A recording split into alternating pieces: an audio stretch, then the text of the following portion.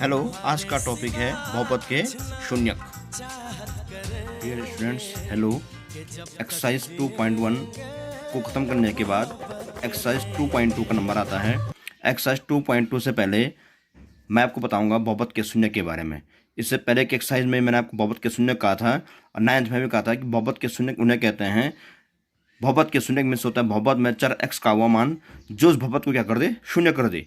तो चर x का हुआ मान जो उस बहुपद के मान को शून्य कर देता है उसे हम बहुपद के शून्य कहते हैं। मैंने आपको कहा था बहुपद में कितने शून्य होते हैं, वो करता है बहुपद पर निर्भर कि बहुपद की घात कितनी है। मैंने आपको कहा था यदि बहुपद त्रिघात बहुपद है, यानी कि यदि बहुपद की सबसे बड़ी घात बहुपद में चर की सबसे बड़ी घात 3 है तो उसके 3 शून्य हो सकते हैं।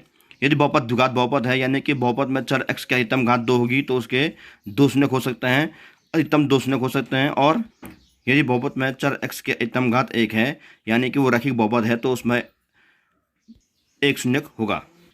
यानी कि त्रिघात बहुपद में अधिकतम 3 शून्यक, द्विघात बहुपद में अधिकतम 2 शून्यक और रैखिक बहुपद में अधिकतम 1 शून्यक। अब यह मैंने आपको कहा था कि जो आपको पढ़ना है द्विघात बहुपद के बारे में पढ़ना है, यानी कि जिस बहुपद में चर x की सबसे बड़ी घात क्या होती है, 2 होती है, उसे हम कहते हैं द्विघात बहुपद। तो आपको द्विघात बहुपद के बारे में विस्तार से पढ़ना है। हम आज पढ़ेंगे बहुपद के शून्यक। तो यहाँ प्रश्न लिखा हुआ है, मैं आपको एग्जाम्पल एक्सरसाइज 2.2 से पहले कुछ एग्जाम्पल समझा रहा हूँ। निम्न द्विघात बहुपदों के शून्य ज्ञात कीजिए। प्रश्न है, निम्न द्विघात बहुपदों के शून्य ज्ञात कीजिए। मीन्स हमें ऐसा शून्य निकालना है, इस बहुपद का ऐसा शून्य निकालना है, यानी कि शून्य मीन्स होता है जो इसके मान क्या कर दे, शून्य कर दे। तो हमें शून्य ढूंढने हैं इसके।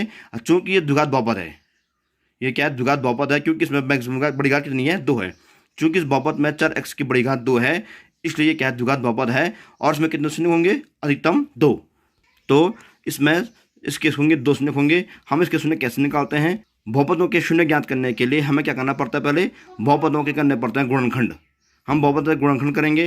गुणनखंड आपने कक्षा 8 और 9 में पढ़ रखे हैं, किस प्रकार से हम गुणनखंड करते हैं। तो यहाँ पर जो बहुपद दिया गया है वो क्या है, x² - 2x - 8। तो इस बहुपद के गुणनखंड कीजिए और गुणनखंड करने के बाद हम द्विघात बहुपदों के शून्य ज्ञात करेंगे। तो गुणनखंड कीजिए। 8 के गुणनखंड 4 दूनी 8 और 4 से 2 गया 2। आप इसको जानते हैं कि हम इसके गुणनखंड करते हैं, इसके दो खंड ऐसे करते हैं जिनका अंतर या योग क्या है, 2 आए। तो यहाँ पे संख्या 8 है, हमने 8 गुणन क्या किए, 4 दूनी 8। तो 8 गुणनखंड क्या होते हैं, 4 दूनी 8 होते हैं। और 4 और 2 का अंतर कितना होता है, 2 होता है। तो इसके गुणनखंड आपने 9 में पढ़ रखे हैं, 8 में पढ़ रखे हैं कि हम 8 के ऐसे गुणनखंड करते हैं, 8 के ऐसे 2 खंड करते हैं, 2 खंड करते हैं कि जिनका योग या अंतर ये 2 भी आए। तो हमने क्या किया, 4 दूनी 8 किया, 4 से 2 घटा के 2 आ रहा है, यानी इसके गुणनखंड क्या होंगे, 8 के 4 दूनी 8। तो हम यहाँ लिखेंगे x² माइनस, यहाँ लिखेंगे 4 - 2x माइनस क्या 8। यह कक्षा 9th के सवाल हैं। और x² माइनस हमने लिख दिया 2 को क्या, 4 और 2 यहाँ से, क्योंकि हम जानते हैं 4 दूनी 8 भी होता है और 4 से 2 घटा के क्या 2 भी आता है। तो इसको हमने लिख दिया x² माइनस, कोष्टक खोलिए, यहाँ पे कोष्टक खोलने पर कोष्टक के बाहर माइनस चिन्ह है, इसलिए क्या आएगा, ये माइनस के प्लस हो जाएगा, प्लस 2x माइनस क्या 8।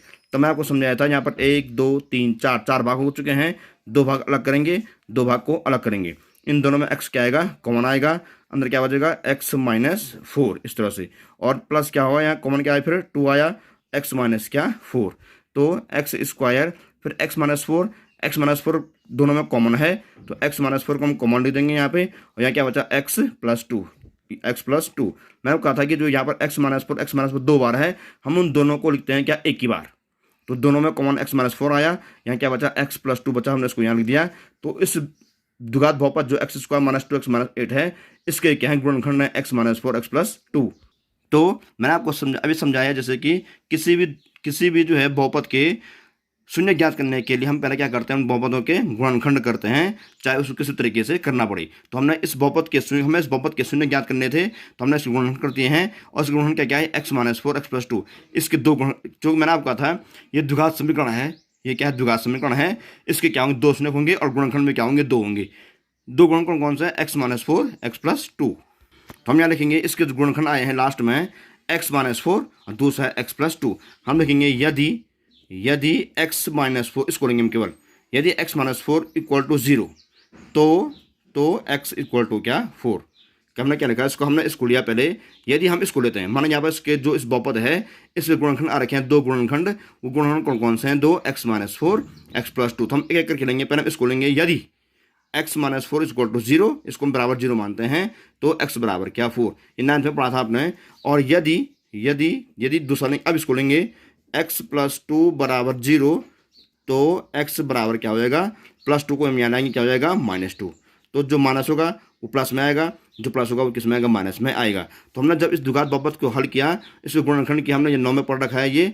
यदि x माइनस 4, यदि हमने ये गुणनखंड लिया तो शून्य का आया इसका 4, यदि हमने ये गुणनखंड लिया शून्य, इसका कितना आया -2। यानी कि इस द्विघात बहुपद के शून्य क्या क्या हैं, 4 और ऋण 2। तो लास्ट में अतः द्विघात बहुपद के शून्यक 4 व -2 हैं। तो ये 9th का ही रिवीजन है। मैंने आपको ये समझाया किसी भी बहुपद के, द्विघात बहुपद के अगर हमें शून्यक निकालने हैं, पहले उसको क्या करेंगे, हम गुणनखंड करेंगे। गुणन करने के बाद लास्ट में गुणनखंड आएंगे, उनको हम 0 इस प्रकार से मान करके हम उसके शून्यक ज्ञात कर सकते हैं। मान लीजिए कोई क्वेश्चन है परीक्षाओं के लिए, x स्क्वायर माइनस 16 दूसरा क्वेश्चन है, बहुत आसान प्रश्न है ये। हमने इसको लिखा x स्क्वायर माइनस क्या 16 प्रश्न द्वारा बराबर x स्क्वायर को x स्क्वायर लिखिए माइनस क्या 4 का स्क्वायर। हम जानते हैं 16 का वर्गमूल क्या होता है, 4 होता है। ए स्क्वायर मान, हम यहाँ पर कौन सा लगाएंगे फॉर्मूला, ए स्क्वायर माइनस बी स्क्वायर। ए का मान x, बी का मान 4, तो ए की जगह x को रखो और बी की जगह 4 को रखो फॉर्मूले में। तो ए स्क्वायर माइनस बी स्क्वायर क्या हो गया, a प्लस बी, और यहाँ हम क्या रखेंगे a माइनस बी, इस तरह से a plus B, a minus B. यहाँ पर जो हमने जो द्विघात बहुपद लिखा हुआ है उसकी बड़ी घात कितनी है, 2 है। तो ये द्विघात बहुपद है, इसके क्या आएंगे, 2 ही गुणनखंड आएंगे और 2 ही शून्यक भी आएंगे। अब यहाँ पर हमने इसके गुणनखंड कर दिए हैं। अब यहाँ पर इसी की तरफ जो हमने ऊपर क्या था, एक बार हम इसको लेंगे गुणनखंड को, एक बार हम इस गुणनखंड को लेंगे। तो हम पहले मान लीजिए इसको लेते हैं, यदि x प्लस 4 बराबर 0, ये वाला पहले इसको लेंगे, उसके बाद हम इसको लेंगे। सब में हम ऐसे करेंगे, ये बहुत आसान भी है। यदि x प्लस 4 बराबर 0, तो x is equal two plus 4 को हम यहाँ लाएंगे, क्या हो जाएगा -4। माना हम प्लस 4 का क्या कर रहे हैं, पक्षांतरण कर रहे हैं, उसको हम साइड को चेंज कर रहे हैं। तो हमने प्लस को हम इधर करते हैं तो क्या पक्ष बदलने पर उनके चिन्ह क्या हो जाते, बदल जाते हैं। प्लस का माइनस हो जाता है, माइनस का प्लस हो जाता है, गुणा का होता है भाग, भाग का होता है गुणा। और इसको करने हमने आ गया -4 आ गया। अब ये दूसरा वाला है, यदि x माइनस 4 बराबर 0, यदि x माइनस 4 बराबर 0, तो x इज इक्वल टू -4 का क्या हो जाएगा, +4। ये माइनस यहाँ क्या हो गया +4। तो इसके शून्य क्या आ गए, 2 शून्य -4 और 4। तो लास्ट में लिख दिया अतः द्विघात बहुपद के शून्यक -4 व +4 हैं। यहाँ से -4 व +4 है। तो इस प्रकार से हम क्या कर रहे हैं, ये कक्षा 9 का ये सवाल है। हम क्या कर रहे हैं, द्विघात बहुपद को लिख रहे हैं, उसके गुणनखंड कर रहे हैं और लास्ट में उसको क्या निकाल रहे हैं, शून्यक निकाल रहे हैं। और हम जानते हैं शून्यक किसको बोलते हैं, माना इसके शून्य क्या है, -4 और +4 हैं। तो -4 और +4 वो मान है जो इसको क्या करते हैं, शून्य कर देते हैं। एक गुणनखंड और है 5x square plus x minus 4। इसके में क्या करना है, गुणनखंड कर रहे हैं और तब क्या निकालना है, इसके शून्य को ज्ञात करना है। तो हमने इसको लिख दिया 5x स्क्वायर धन x ऋण 4 लिख दिया। हमने क्या करना है, फिर यहाँ पर वो नियम गुणनखंड करने के लिए हम क्या करते हैं, 4 पंजे 20। हम पर क्या करते हैं, इसको इससे गुणा करते हैं, 4 पंजे 20। तो याद रखो क्या आया, 20 आया। तो 20 के हम पहले हमने 4 पंजे 20 किया, 4 5 20 किया। अब 20 के हम ऐसे 2 खंड करेंगे, मतलब 20 के हम 20 के हम ऐसे 2 गुणनखंड करेंगे जिनको जोड़ के घड़ा क्या आए, ये 1 आए। यहाँ पर 1 लिखा हुआ है। जैसे हमने यहाँ पे कहा था आपको इससे पहले प्रश्न में कि 8 के ऐसे गुणनखंड कीजिए जिनको जोड़ के घड़ा क्या आए, ये 2 आ जाए। हमने यहाँ पर अलग से क्या था, यहाँ पे हमें वही कहेंगे कि जो है हमें यहाँ पर पहले 4 5 20 हमने लिख दिया। अब 20 के हमें ऐसे गुणनखंड ढूंढने हैं जिन गुणनखंडों को जोड़ के घड़ा क्या आए, 1 आए। अब 20 गुणनखंड क्या हो सकते हैं, 2 गुणनखंड। ध्यान रहे गुणनखंड कैसे करना है, 20 के केवल 2 खंड, जैसे 10 दूनी 20, 5 चौक 20, 20 से कम 20। इस तरह से जो है हमें इसके 2 गुणनखंड ढूंढने हैं। तो 20 गुणनखंड क्या है, क्या होते हैं, 10 दूनी 20 भी होता है मान लीजिए, और क्या होते हैं, 5 चौक 20 भी होता है ये मान लीजिए, और क्या होते हैं, 20 से कम 20 भी होता है, और अन्य भी होते होंगे। तो हमने 20 के पहले हमने 4 पंजे 20 कर दिया, हमने 20 के गुणनखंड लिख दिए हैं।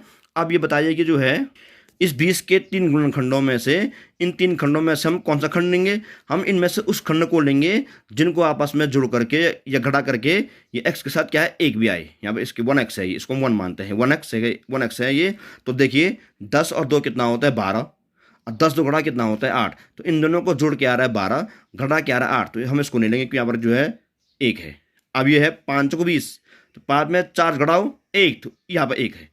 तो इनको घटा करके या जुड़ करके ये संख्या भी आनी चाहिए। तो हमें कौन संख्या मिल रही है, 20 के गुणनखंड 5 4 20 मिल रहा है। और 5 में 4 घटा कितना आता है, 1 आता है। तो हम क्या लेंगे, 5 - 4। तो हम यहाँ लिखेंगे 5x स्क्वायर प्लस ब्रैकेट्स के अंदर 5 - 4 यहाँ से।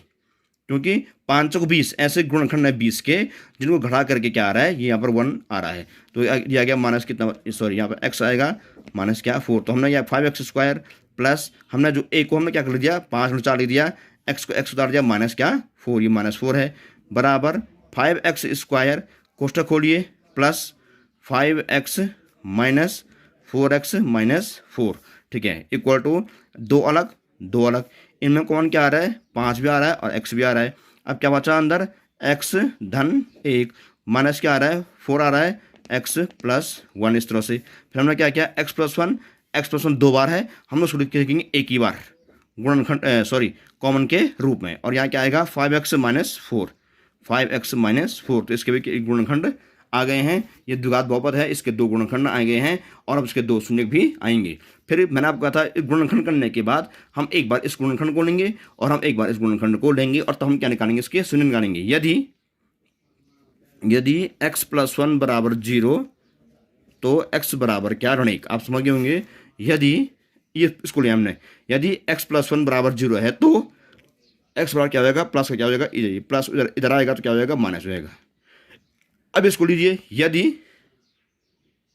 यदि 5x माइनस 4 बराबर 0 तो 5x इज इक्वल टू 4 आएगा।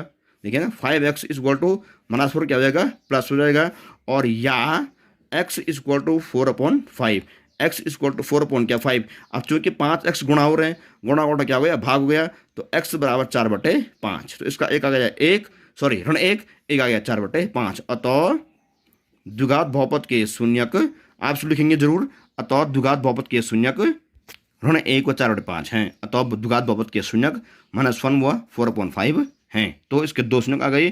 चूंकि मैंने आपको कहा था इसकी बड़ी घात 2 है, ये द्विघात बहुपद है, इसलिए इसके 2 ही शून्यक होने चाहिए थे, 2 ही इसके हैं भी। एक एग्जाम्पल और 3x² माइनस 11x प्लस 8, यह अगला सवाल है। इसके हमें क्या निकालना है, शून्यक निकालने हैं। तो हम क्या करेंगे, पहले वही हम करेंगे, पहले 8 × 24, 8 3 × 24। तो हम पहले इन दोनों गुणा करेंगे, 24 आया, इसको आप अलग से लिख दीजिए कि ये क्या है 24 है, ये 24 है। अब मैंने आपको जैसे यहाँ कहा था कि जो पहले इन दोनों 8 × 24 करते हैं, 8 × 24 करने के बाद उसको लिखने के बाद में हम ये ढूंढेंगे कि 24 के गुणनखंड करेंगे, 24 के 2 गुणनखंड करेंगे और उस गुणनखंड को हम लेंगे जिनको जोड़ के या घटा के क्या है, ये 11 भी आए, ये 11 भी आए। तो हमने पहले क्या किया, 8 × 24 अलग लिख दिया मैंने 24, और 24 गुण क्या होते हैं 12 दूनी 24, 8 × 24, 6 चौको 24, 24 एकम 24, और भी होतेंगे कोई शायद और भी होतेंगे, जो भी होतेंगे। हमने 24 के गुणनखंड, ध्यान रहे गुणनखंड कैसे करेंगे हम, 2 खंडों में, केवल 2 खंडों में, 12 दूनी 24, 8 × 24, 6 चौको 24, 24 कम 24, अन्य भी होंगे। तो मैंने आपको जैसे यहाँ समझाया था, पहले हमने क्या किया 8 × 24 किया, 8 × 24 क्या 24 के गुणनखंड सारे हमने लिख दिए। अब इनमें से हम सबको नहीं, केवल उस गुणनखंड को छाटेंगे जिनको आपस में जोड़ करके या घटा करके ऐड करके या सब्ट्रैक्शन करके क्या आए, ये यहाँ पर 11 भी आए, 11 ये 11 भी यहाँ पे आए। तो छाटे कौन कौन सा हो रहा है, इनमें से कौन सा हो रहा है, 8 × 24 हो रहा है, क्योंकि 8 × 24 तो है, लेकिन 8 और 3 को ऐड करके आ रहा है, ये 11 भी आ रहा है। तो हम किसको लेंगे, 8 × 24 और 8 3 कितना हो गया 11। तो हम क्या कर रहे हैं, इसको 8 × 24 8 3 जोड़ के 11 जोड़ के आ रहा है, तो हम प्लस करना पड़ेगा। हम क्या करेंगे 3x² ऋण 8 धन 3, ये 8 धन 3, 8 धन 3 इसलिए लिखा क्योंकि ये जोड़ के 11 आ रहा है। अगर घटा के आता तो हम इसको लिखते 8 धन 3, पर चूंकि यहाँ पर जोड़ के 11 आ रहा है तो उसको 8 धन 3 लिखेंगे। जैसे इसके ऊपर के प्रश्न में 5 को 20 क्या था, 5 से 4 घटा के आ रहा था, एक अगर घटा के आ रहा तो हमने माइनस ले दिया, और इस प्रश्न में जोड़ के आ रहा है 11 तो हमने प्लस ले दिया। यहाँ x को x लीजिए, धन क्या 8 बराबर 3x² ऋण 8 को x से गुणा कीजिए, 8x प्लस का क्या -3x प्लस क्या 8। हम यहाँ पर कोष्टक को खोलते हैं तो यहाँ पर कोष्टक के बाद माइनस चिन्ह होता है, तो इस चिन्ह को क्या करते हैं हम बदल देते हैं, प्लस का माइनस करते हैं और माइनस का प्लस करते हैं। कब, जब यहाँ पर माइनस का चिन्ह हो। यदि यहाँ पर प्लस का चिन्ह है तो हम ऐसा परिवर्तन नहीं करते हैं। बराबर 2 अलग करने हैं, 2 अलग करने हैं, इनमें कौन क्या आ रहा है x मात्र कॉमन आ गया, फिर क्या बचा 3x - 8, x बाहर आ गया। अब क्या बचा -1, कोई कॉमन नहीं आ रहा तो हम इसको 1 निकाल, -1 तो 3x माइनस क्या 8, हम पहले से पढ़ चुके हैं। जब यह माइनस साइन कॉमन आएगा तो इस चिन्ह को हम क्या करते हैं बदलते हैं, प्लस आएगा तो नहीं बदलेंगे, माइनस आएगा तो बदल देंगे। बराबर 3x माइनस 8, दोनों में कॉमन है 3x माइनस 8 यहाँ लिखेंगे और यहाँ क्या लिखेंगे x माइनस 1। ये गुणनखंड क्या हुआ यहाँ पर हो गए हैं। हम लिखेंगे वही अन्य प्रश्न की तरह, यदि पहले इसको 3x minus 8 is equal to 0 तो 3x इज इक्वल टू 8, इसको लेंगे पहले, इस वाले खंड को लेंगे, इस गुणनखंड को लेंगे। यदि 3x माइनस 8 इक्वल टू 0 तो 3x equal to 8, 3x equal to 8 को हम यहाँ से लाए तो माइनस क्या हो गया, प्लस हो गया। हम पक्षांतरण कर रहे हैं, इसका प्लस हो गया। या x equal to 8 upon 3, x equal to 8 upon क्या 3। और दूसरी बार हम इसको लेंगे, यदि x माइनस 1 इक्वल टू 0 तो x बराबर 1, एक को हम यहाँ लाए, नहीं का क्या हो गया, धन्य हो गया। तो लिखेंगे अतः द्विघात बहुपद के शून्यक 8/3 और 1 हैं। ओके, इसके शून्य क्या है 8/3 और 1, इसको लिखेंगे अतः द्विघात बहुपद के शून्यक 8/3 और 1 हैं। तो आज के टॉपिक में हमने द्विघात बहुपद के शून्यक को ज्ञात करने की विधि सीखी थी, जो कि कक्षा 9 की ही विधि थी। अब इससे आगे हम अगले चैप्टर में पढ़ेंगे, अगले वीडियो में पढ़ेंगे। चैप्टर तो यही रहेगा। तो यहाँ पे हमने आपको जो समझाया है, आप जो काम करेंगे फिर कॉपी में वो यही करेंगे। लिखेंगे आप बहुपद के शून्यक और निम्न द्विघात बहुपदों के शून्य ज्ञात कीजिए। और इसको लिखने के बाद आपसे तो होमवर्क करेंगे, इसको लिखने की जरूरत नहीं है, आपसे तो होमवर्क करेंगे। यही होमवर्क भी यही है कि निम्न द्विघात बहुपदों के शून्य ज्ञात कीजिए। अब लिखना ऊपर से निम्न द्विघात बहुपदों के शून्य को ज्ञात कीजिए। पहले आप बहुपद के शून्य हेडिंग डालेंगे, एक्सरसाइज 2.1 खत्म करने के बाद लिखेंगे ऊपर से बहुपद के शून्यक और लिखेंगे फिर निम्न द्विघात बहुपदों के शून्य ज्ञात कीजिए। और होमवर्क में आप इन दिए गए द्विघात बहुपद, जो 6 बहुपद है लिखे हैं द्विघात बहुपद, इनके क्या निकालेंगे, शून्य निकालेंगे फिर कॉपी में। यह होमवर्क आपको फिर कॉपी में करना है, हेडिंग डालनी है और निम्न द्विघात बहुपदों के शून्य ज्ञात कीजिए लिखना है। और जो देखे मैंने आपको 6 बहुपद, इन द्विघात बहुपदों क्या निकालना है आपको, शून्य निकाल के फिर कॉपी में इसको जो है करना है। अगले वीडियो में हम अगले टॉपिक में पढ़ेंगे द्विघात बहुपदों के शून्यक और गुणांकों के बीच के संबंध, जो कि बहुत इंपॉर्टेंट टॉपिक है, परीक्षा में हर वर्ष आता है। तो अगले टॉपिक में जो पढ़ेंगे वो रहेगा कि किसी द्विघात बहुपद के शून्य ज्ञात कीजिए तथा शून्य और गुणांकों के बीच के संबंध की सत्या की जांच कीजिए, जो कि बहुत इंपॉर्टेंट प्रश्न में से आता है। आप आज इस होमवर्क को कर देंगे। अगले वीडियो में फिर मुलाकात होगी। Good bye.